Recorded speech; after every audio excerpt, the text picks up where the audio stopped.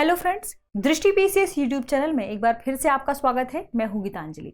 आज हम उत्तर प्रदेश के एक नए एपिसोड के साथ यहां पर उपस्थित हुए हैं और यह एपिसोड किससे संबंधित है?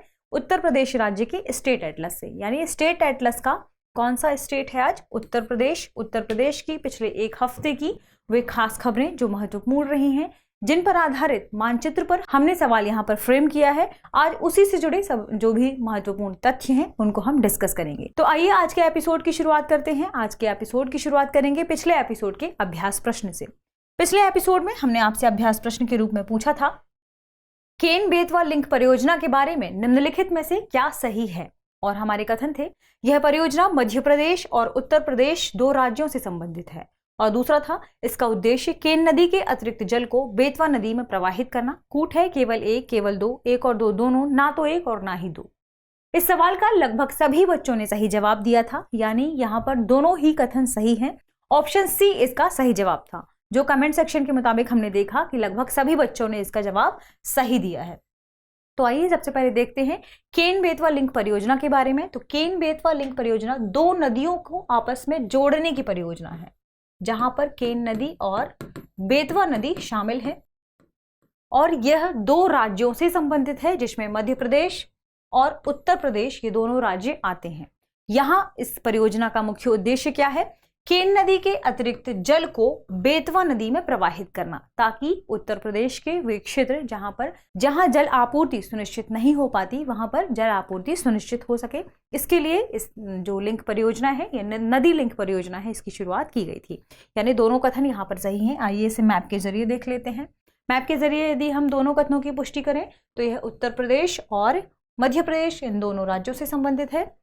हमने देखा जिसमें केन नदी और बेतवा नदी आप देख पा रहे होंगे प्रवाहित हो रही है। बेतवा नदी जो कि उत्तर प्रदेश से संबंधित है और यह मध्य प्रदेश के। इन दोनों नदियों का प्रवाह दरअसल दोनों राज्यों में हो रहा है और इनके बीच ही यह जो लिंक स्थापित किया जा रहा है, केन बेतवा लिंक, इसी परियोजना की बात यहाँ पर चल रही है। तो यानी यहाँ पर दोनों कथन सही हैं, जहां पर केन नदी के जल को बेतवा नदी में प्रवाहित करने की योजना डिसाइड की गई है। तो यहाँ पर दोनों कथन सही हो जाते हैं, यानी ऑप्शन सी सही हो जाता है। बढ़ते हैं अब अगली खबर की तरफ। अगली खबर है, बीते दिनों गोविंद बल्लभ पंत सामाजिक विज्ञान संस्थान के 42वीं स्थापना का आयोजन किया गया था। इसका आयोजन भी यहाँ पर संपन्न हुआ है। प्रश्न फ्रेम किया गया है, सुमेलित कीजिए। सुमेलित किन किन किन चीजों को करना है? एक तो आपके सामने है शोध संस्थान और दूसरा उससे संबंधित स्थान। आपको बताने हैं कि जो शोध संस्थान है अपने स्थान के संदर्भ में सही सुमेलित है या नहीं। तो आपके सामने स्थान है गोविंद बल्लभ पंत सामाजिक विज्ञान संस्थान, जो कि शोध संस्थान के रूप में है। Central pulp and paper research institute, भारतीय कालीन प्रौद्योगिकी संस्थान, नेशनल इंस्टीट्यूट ऑफ बायोलॉजिकल। और आपके सामने चार स्थान है, प्रयागराज, सहारनपुर, भदोई, नोएडा। कूट है उपयुक्त में से सही विकल्प का चुनाव करिए, जिसमें आपके सामने विकल्प है केवल 1, 2, 3, केवल 2, 3, 4, केवल 2, 4, उपयुक्त सभी। यदि हम इन चारों इंस्टीट्यूट या शोध संस्थान के बारे में बात करें तो गोविंद बल्लभ पंत सामाजिक संस्थान दरअसल सच में प्रयागराज में ही स्थित है, यानी यहाँ पर हमारा पहला जो सुमेलन है वह सही हो जाता है। Central pulp and paper research institute की बात करें तो ये उत्तर प्रदेश के सहारनपुर में स्थित है, यानी यहाँ पर दूसरा भी हमारा सुमेलन सही है। तीसरे इंस्टीट्यूट की बात करें जिसमें भारतीय कालीन प्रौद्योगिकी संस्थान स्थित है, तो भारतीय कालीन प्रौद्योगिकी संस्थान उत्तर प्रदेश के भदोई में स्थित है, यानी यहाँ तीसरा सुमेलन सही हो जाता है। और यदि चौथे सुमेलन की बात करें जिसमें नेशनल इंस्टीट्यूट ऑफ बायोलॉजिकल की बात की गई है, तो यह उत्तर प्रदेश के नोएडा में स्थित है, यानी यहाँ पर चौथा सुमेलन भी सही है। महत्वपूर्ण यहाँ पर क्या है? उत्तर प्रदेश के मैप में इन चारों लोकेशन को देखना, क्योंकि मानचित्र पर हमें इनका लोकेशन पता होना चाहिए। तो आइए इन चारों स्थान को हम मैप में देखें, जिसमें प्रयागराज, सहारनपुर, भदोई और नोएडा शामिल हैं। प्रयागराज की बात करें तो यह है प्रयागराज, जिसकी सीमा किन किन जिलों से लगती है यह भी देख लीजिए। तो इसकी सीमा मिर्जापुर, एसआर नगर, जौनपुर, प्रतापगढ़, कौशाम्बी और चित्रकूट से लगती है। तो प्रयागराज की सीमा इन सभी जिलों से लगती है। यदि भदोही की बात करें तो दरअसल भदोई भी यहीं पर स्थित है, जो कि कहाँ आता है? एसआर नगर के अंतर्गत। और भदोई यहाँ का बहुत ही प्रसिद्ध स्थान है, जहाँ पर कालीन निर्माण से संबंधित संस्थान शोध संस्थान मौजूद है, जिस पर हमने आगे वाली स्लाइड में चर्चा भी की थी। प्रयागराज की बात करें तो यहाँ पर गोविंद वल्लभ पंत इंस्टीट्यूट, अभी हमने चर्चा की, सामाजिक संस्थान जो यहाँ पर मौजूद है, जिसमें 2 अन्य स्थान थे। उसमें एक था नोएडा, जो कि यहाँ पर स्थित है। नोएडा में क्या था, नेशनल बायोलॉजिकल इंस्टीट्यूट यहाँ पर मौजूद है। और यदि चौथे स्थान की बात करें तो चौथा स्थान कौन सा था, सहारनपुर। सहारनपुर में पेपर से संबंधित, पल्प एवं पेपर यानी लुगदी से संबंधित जो भी संस्थान है वह सहारनपुर में मौजूद है। और सहारनपुर यह है उत्तर प्रदेश का सबसे उत्तरी जिला सहारनपुर कहलाता है। तो यहाँ पर क्या था, पेपर पल्प से संबंधित संस्थान यहाँ पर मौजूद है। तो ये चारों लोकेशन आप याद रख लीजिएगा और इन चारों इंस्टीट्यूट को भी आप इस मैप के जरिए याद कर सकते हैं, जिसमें कालीन, गोविंद वल्लभ पंत सामाजिक संस्थान और बायोलॉजिकल संबंधित इंस्टीट्यूट, और इसके अलावा पल्प एवं पेपर से संबंधित इंस्टीट्यूट जो कि सहारनपुर में मौजूद है। तो ये उत्तर प्रदेश का मैप है और इसमें आप इन लोकेशन को देख सकते हैं। तो इस सवाल की यदि सही जवाब की बात करें तो ऑप्शन डी उपर्युक्त सभी इस सवाल का सही जवाब हो जाएगा। बढ़ते हैं अगले सवाल की तरफ। अगला सवाल है, राजस्थान के बाद अब यूपी में फैल रहा है लंपी रोग, जो कि किससे संबंधित है, पशुओं से संबंधित एक रोग है। और यह अब राजस्थान के बाद अब यह उत्तर प्रदेश में फैल रहा है। इस वजह से दोनों राज्यों की बॉर्डर चर्चा में आ गई है। सवाल है, उत्तर प्रदेश के कितने जिले राजस्थान के साथ अपनी सीमा साझा करते हैं। ऑप्शन है 2, 3, 4, 5। आइए सबसे पहले उत्तर प्रदेश और राजस्थान की बॉर्डर देखते हैं। इसके बॉर्डर के मुताबिक हम बता पाएंगे कि इसका सही जवाब क्या होगा, यानी कौन कौन से जिले हैं और कितने जिले हैं जो राजस्थान के साथ अपनी सीमा साझा करते हैं। तो उत्तर प्रदेश राज्य और राजस्थान राज्य की यदि हम बॉर्डर देखें तो यह है राजस्थान और यह है यूपी। और उत्तर प्रदेश और राजस्थान की बॉर्डर है यह, जो 2 जिलों यानी आगरा और मथुरा को आपस में साझा करते हैं। तो राजस्थान के साथ उत्तर प्रदेश के 2 जिले अपनी बॉर्डर या अपनी सीमा साझा करते हैं, जिसमें आगरा और मथुरा शामिल है। यानी इस सवाल के सही जवाब की बात करें तो ऑप्शन ए 2 जिले यहां पर सही जवाब हो जाएगा, जिसमें क्या है, आगरा और मथुरा। इस तरह ऑप्शन ए इसका सही जवाब हो जाएगा।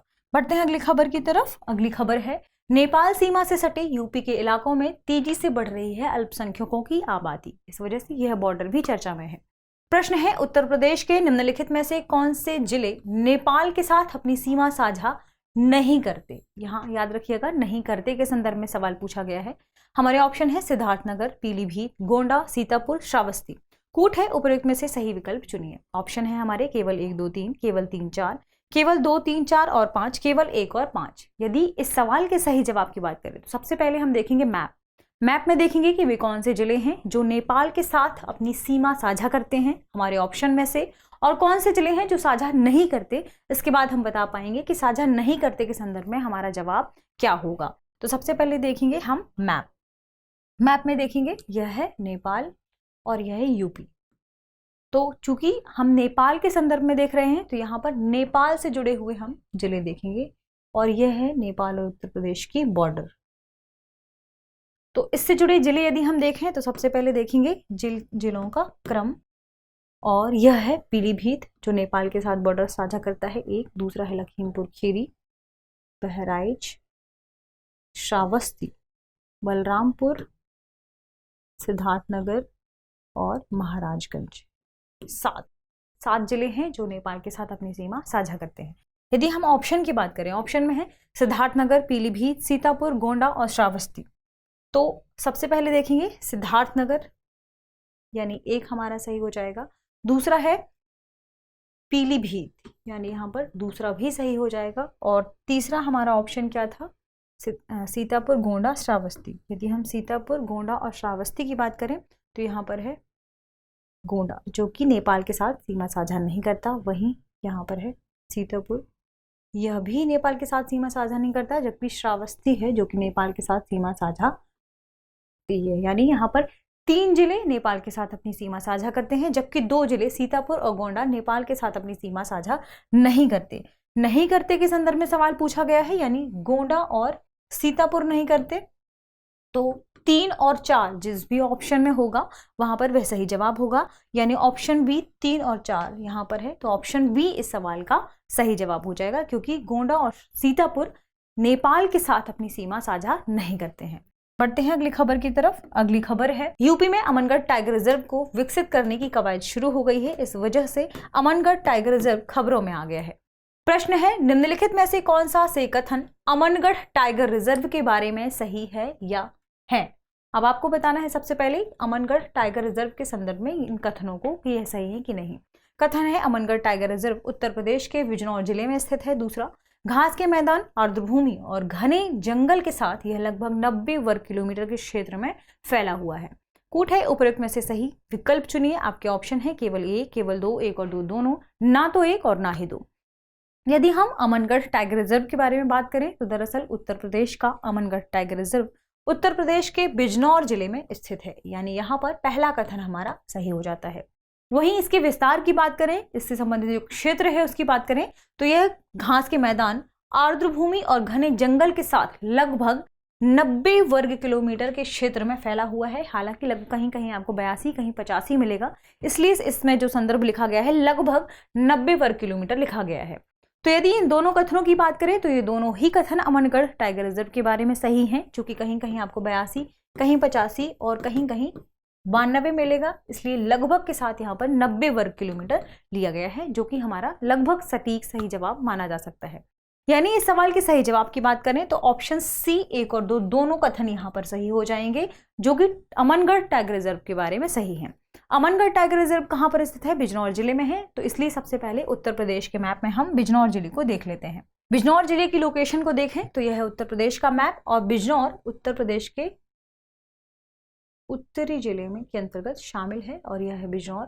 बिजनौर की सीमा की बात करें कि यह किन किन के साथ, किन किन जिलों के साथ अपनी सीमा साझा करता है, तो एक मुजफ्फरनगर, मेरठ, अमरोहा और मुरादाबाद, इन चारों के साथ अपनी सीमा साझा करता है। इसके अलावा यह उत्तराखंड के साथ भी अपनी सीमा साझा करता है। यानी यहाँ पर इस सवाल का सही जवाब क्या था? ये दोनों ही कथन सही थे, और हमने उत्तर प्रदेश के मैप में बिजनौर की लोकेशन भी देख ली। तो बढ़ते हैं अगली खबर की तरफ। अगली खबर है, यूपी के जल शक्ति मंत्री का निर्देश है कि महाकुंभ से पहले जो गंगा और यमुना है इनको नाला मुक्त कर दिया जाए।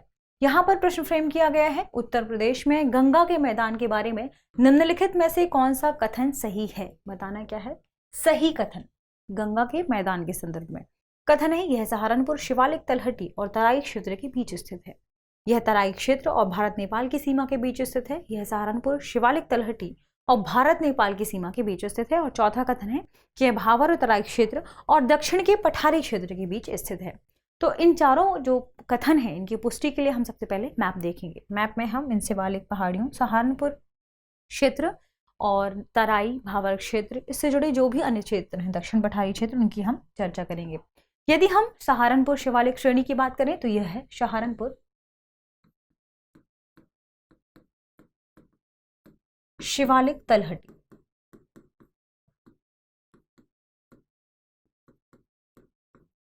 जबकि यह क्षेत्र क्या है? भारत नेपाल की बॉर्डर। यह है भावर प्लस तराई, और आप जो यह ग्रीन कलर के अंदर जो देख पा रहे होंगे क्षेत्र, यह है गंगा का मैदान, जिसके बारे में सवाल पूछा गया है। इसके अलावा यह है दक्षिणी पठारी क्षेत्र।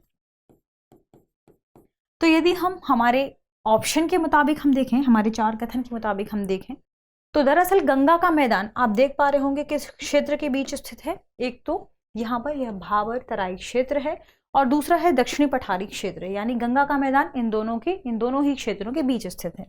इसमें यदि हम ऑप्शन देखें सबसे पहले, तो सहारनपुर, शिवालिक, तलहटी और तराई क्षेत्र, यानी किस जगह की बात कर रहे हैं? सहारनपुर और तराई क्षेत्र। यहाँ पर तो गंगा का मैदान स्थित नहीं है। यदि दूसरे कथन को देखें तो दूसरा कथन है तराई क्षेत्र और भारत नेपाल की सीमा, तो यहाँ पर भी तराई क्षेत्र और भारत नेपाल की सीमा की बात की जा रही है, यहाँ भी गंगा का मैदान स्थित नहीं है। यदि तीसरे कथन की बात करें तो यह सहारनपुर, शिवालिक, तलहटी और भारत नेपाल की सीमा के बीच स्थित है, यानी यह भारत नेपाल की सीमा, और ये यहाँ पर भी स्थित नहीं है। यदि चौथे कथन को देखें, चौथा कथन है भावर और तराई क्षेत्र और दक्षिण के पठारी क्षेत्र के बीच स्थित है। तो दरअसल यह भावर और तराई क्षेत्र और दक्षिण के पठारी क्षेत्र के बीच स्थित है, यानी यह सवाल हम यहाँ पर यह कथन हमारा सही हो जाएगा। तो यहाँ पर ऑप्शन डी हमारा सही जवाब होगा कि यह भाबर तराई क्षेत्र और दक्षिण पठारी क्षेत्र के बीच स्थित है। सवाल पूछा गया है गंगा के मैदान के संदर्भ में, यानी ऑप्शन डी हमारा सही जवाब होगा। बढ़ते हैं अगली खबर की तरफ। अगली खबर है अमेठी में चारागाह की जमीन पर बना अवैध मदरसा, इसकी वजह से वहां पर अदालत ने कार्रवाई की। अमेठी चर्चा में है। प्रश्न है अमेठी उत्तर प्रदेश के किस प्रमंडल के अंतर्गत आता है? प्रमंडल यानी डिवीजन के संदर्भ में सवाल पूछा गया है। डिवीजन दिए हुए हैं वाराणसी, मिर्जापुर, लखनऊ, फैजाबाद। सबसे पहले अमेठी की उत्तर प्रदेश के मैप में लोकेशन देखेंगे। तो उत्तर प्रदेश के मैप में अमेठी की लोकेशन है यह। और अमेठी किस किस के साथ अपनी सीमा साझा करता है देखेंगे। अयोध्या, बाराबंकी, रायबरेली, प्रतापगढ़, सुल्तानपुर के साथ यह अपनी सीमा साझा करता है। अब यदि हम प्रमंडल वाले मैप में अमेठी की लोकेशन देखें, क्योंकि सवाल पूछा गया है प्रमंडल के संदर्भ में, तो प्रमंडल के मैप में अमेठी की लोकेशन होगी यह। और अमेठी किस प्रमंडल के अंतर्गत आता है? तो अभी उत्तर प्रदेश में यह फैजाबाद प्रमंडल के अंतर्गत आता है। फैजाबाद प्रमंडल यानी यह जिसके अंतर्गत 5 जिले शामिल हैं। तो इस सवाल के यदि हम सही जवाब की बात करें कि अमेठी किस प्रमंडल के अंतर्गत आता है, तो यह फैजाबाद प्रमंडल के अंतर्गत आता है। तो यहाँ पर सही जवाब हो जाएगा ऑप्शन डी। बढ़ते हैं अगली खबर की तरफ। अगली खबर है भारतीय रेलवे ने अवध एक्सप्रेस सहित कई ट्रेनों के रूट को बदल दिया है। इस वजह से अवध क्षेत्र चर्चा में है। सवाल है उत्तर प्रदेश के अवध क्षेत्र के बारे में क्या सही है और हमारे ऑप्शन है उत्तर प्रदेश के अवध क्षेत्र के पूर्व में पूर्वांचल का मैदान स्थित है। इसके पश्चिमोत्तर में रोहेलखंड स्थित है। कूट है केवल एक, केवल दो, एक और दो दोनों, ना तो एक और ना ही दो। सबसे पहले हम मैप में लोकेशन देखेंगे किसकी? अवध क्षेत्र की। फिर इसके बाद हम लोकेशन देखेंगे पूर्वांचल के मैदान की, और तीसरा लोकेशन है रोहेलखंड। क्योंकि इन तीनों लोकेशन के बाद ही हम बता पाएंगे कि ये दोनों कथन सही है या नहीं। तो यदि हम अवध क्षेत्र को देखें तो यह है मैप, जिसमें कि आप येलो कलर का देख पा रहे होंगे अवध क्षेत्र। अब हम हमारे कथन की पुष्टि के लिए सिर्फ ध्यान से देखेंगे। पहला कथन हमारा पूछा है उत्तर प्रदेश के अवध क्षेत्र के पूर्व में पूर्वांचल का मैदान है। तो अवध क्षेत्र के यदि पूर्व की बात करें तो यह, यानी ऑरेंज कलर वाला क्षेत्र, क्या सचमुच पूर्वांचल का मैदान है? तो यह सही है। यहाँ पर यह पूर्वांचल का क्षेत्र माना जाएगा। तो यहाँ पर पहला कथन हमारा सही हो जाता है। दूसरा, इसके पश्चिमोत्तर में रोहेलखंड स्थित है। तो अगले मैप में, इसी मैप में देखेंगे यदि हम पश्चिमोत्तर यानी पश्चिम और उत्तरी हिस्सा, यह है पश्चिमोत्तर हिस्सा, तो क्या यह सचमुच रोहेलखंड है? एकदम यह सही जवाब होगा। यानी यहाँ पर दूसरा कथन भी सही हो जाएगा इसके संदर्भ में। तो यदि दोनों ही कथन सही है और सही है के बारे में पूछा गया है, तो ऑप्शन सी 1 और 2 दोनों यहाँ पर सही जवाब होगा। बढ़ते हैं अगली खबर की तरफ। अगली खबर है सिद्धार्थनगर में राप्ती नदी तटवर्ती इलाके में फिर से तेजी से कटान के लिए यहाँ पर प्रसिद्ध हो गई है। और यहाँ के लोग देख रहे हैं कि यहाँ पर इसके कटान की वजह से इसके आसपास के क्षेत्रों में लोगों को काफी परेशानियां झेलनी पड़ रही हैं। सवाल है राप्ती नदी के बारे में निम्नलिखित में से कौन सा से कथन सही है और है? हमारे कथन क्या है? यह नदी नेपाल से होकर उत्तर प्रदेश में प्रवेश करती है। यह प्रदेश में आगे आकर घाघरा नदी से मिल जाती है। कूट है केवल एक, केवल दो, एक और दो दोनों, ना तो एक और ना ही दो। इस सवाल को सॉल्व करने के लिए सबसे पहले देखेंगे हम राप्ती नदी की लोकेशन को, और राप्ती नदी की लोकेशन के लिए मैप देखेंगे। क्या यह सच में उत्तर प्रदेश में प्रवेश करने से पहले नेपाल से होकर आती है, यानी नेपाल से होकर उत्तर प्रदेश में प्रवेश करती है? और दूसरा कि यह क्या सच में आगे जाकर घाघरा नदी से मिल जाती है? सबसे पहले एक मैप में हम देखेंगे राप्ती नदी की लोकेशन। तो यह है नेपाल, और नेपाल से यह प्रवेश करती है उत्तर प्रदेश में राप्ती नदी, और बहते हुए आगे बढ़ जाती है देवरिया के आसपास। यह देखिए आप, घाघरा नदी से मिल जाती है। यानी यहाँ पर कथन की बात करें तो दोनों ही कथन सही है। और स्पष्ट रूप से देख लेते हैं। स्पष्ट रूप से देखिए, यह है राप्ती नदी जो कि आगे आकर घाघरा नदी से मिल जाती है उत्तर प्रदेश में। यानी दोनों ही कथन यहाँ पर सही हो जाएंगे। यह कथन भी सही है और यह है, तो ऑप्शन सी 1 और 2 दोनों यहाँ इसका सही जवाब होगा। बढ़ते हैं अगले सवाल की तरफ। अगला सवाल आपके लिए अभ्यास प्रश्न के रूप में है। अभ्यास प्रश्न यानी आपको इसका जवाब देना है। अभ्यास प्रश्न की खबर क्या है? मोती झील से कानपुर सेंट्रल के बीच मेट्रो के संचालन, यहाँ पर जो संकट के बादल आ गए हैं, इसका मतलब यह है कि मेट्रो संचालन को लेकर काफी यहाँ पर दुविधाएं पैदा हो रही हैं। इस वजह से यह क्षेत्र चर्चा में है। प्रश्न है उत्तर प्रदेश में मोती झील कहाँ पर स्थित है? और हमारे ऑप्शन है गोरखपुर, कानपुर, बहराइच, सुल्तानपुर। तो इस सवाल का सही जवाब कमेंट सेक्शन में देना ना भूलें, क्योंकि कमेंट सेक्शन में आपकी प्रतिक्रिया हमारे प्रोग्राम को और बेहतर करने के लिए हमें प्रेरित करती है। बीते संडे हमारे पीसीएस चैनल को 1 वर्ष पूरे हो गए हैं, जहां पर अब हम पीसीएस चैनल में अपने विभिन्न कार्यक्रमों का संचालन कर रहे हैं। यदि आपको किसी जिले से संबंधित जानकारी जाननी है, जिले को विस्तार पूर्वक समझना है, तो उसके लिए हमारा प्रोग्राम जिला एक नज़र में चल रहा है। मैप से संबंधित विभिन्न राज्यों जैसे उत्तर प्रदेश, राजस्थान, बिहार और मध्य प्रदेश से संबंधित किसी खबर को जानना है तो इसके लिए स्टेट एटलस का प्रोग्राम चल रहा है। इसके अलावा हम अन्य प्रोग्रामों का भी संचालन कर रहे हैं, जो कि current affairs, daily current affairs, साप्ताहिक करंट अफेयर्स से जुड़े सवाल होंगे और वे आपकी तैयारी के लिए काफ़ी मददगार होंगे। तो अपनी तैयारी को और बेहतर बनाने के लिए दृष्टि पीसीएस के चैनल को शेयर, सब्सक्राइब जरूर करें। Thank you.